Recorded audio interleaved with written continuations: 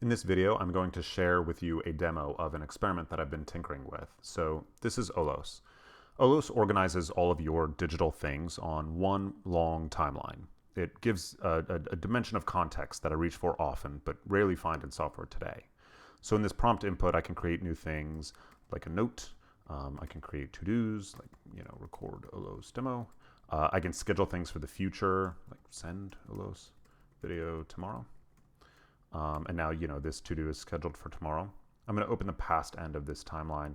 And, you can see the things that we've just appended to our timeline, including the update line showing that we've scheduled a to-do for tomorrow. And that's where it'll appear. And as I scroll up through the past, I can see the things of my day. I can see, the emails that I sent. I can see, the event, a meeting that I was in, a note of a fleeting thought that I took and wanted to keep around. And things end up naturally grouped. So during this meeting with Jacob, I took a note and recorded a to-do. And even though I didn't set up a formal relationship between these items, they end up grouped together on the timeline. So that's kind of that free dimension of context that we get from things being on the timeline.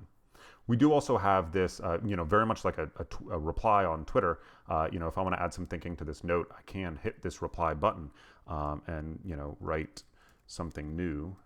And I can reply to more than one thing, and I can reply to things of any kind just by kind of going through and picking them up. But let's not get too wild. So I'll reply to these three things. So when I create that item, now you can see on these items that they have a reply, and I can jump down to that newer thing, and on that newer thing, I can see the things that I've referenced, and I can jump back up to them. Now, when I start my day in Olos, I've been living in Olos for just about a month now. I think I started on November 8th. When I start my day on Olos, this prompt input is at the current time. So at the beginning of the day, it's up here. It's below your all day events and above everything else. When I start my day, I start by just kind of punching in my tasks for the day. I think you can see that on yesterday's. I've got my tasks right at the top, and then I end up with this very nice itinerary for the day, right? I've got my tasks, the events that are coming up. And as I go throughout my day, as I send emails and jot down notes that I, append to my timeline, then it sort of fills up. And then I, throughout the day, of course, I receive emails, and the emails all get collapsed into here. I can open them up, kind of scroll through them. I can expand one if it seems of particular interest. And if there's one that's truly important to my day, let's say this message is something I want to reply to or read and think about, I can just hit add to timeline. When I do that, I can go back to my timeline, and now that email is in my timeline. The other thing that I can do to add things to my day is go down to this review section. So when I have my today section open, I've got this review section that brings in items of any type and from any source.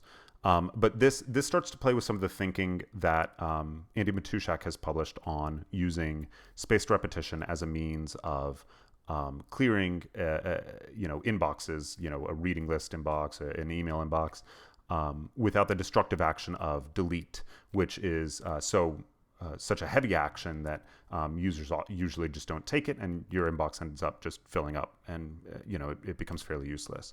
So basically, what's happening here is with review, it uses kind of a spaced decay for items that you still may want to take action on. So it knows that these tasks were scheduled for previous days and that I didn't complete them.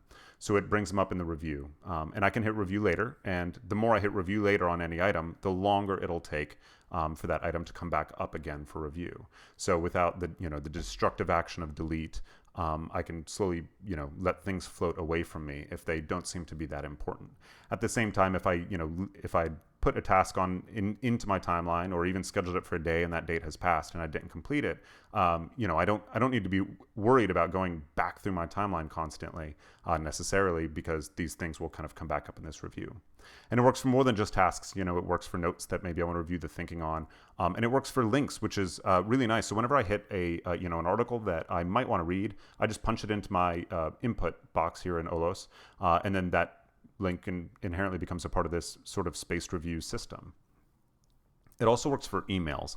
So this is an email that I sent that hasn't received a reply yet. So it knows that I may want to still take another, an action on it in a few days. So it brings it back up, and I can hit review later, or I can hit that it doesn't need review, or I can reply again into the thread. And that also works for received emails that I've added to my timeline. So since I've added this email to my timeline, it'll start to show up in my spaced review system over the next few days. I could also schedule this email for a specific date.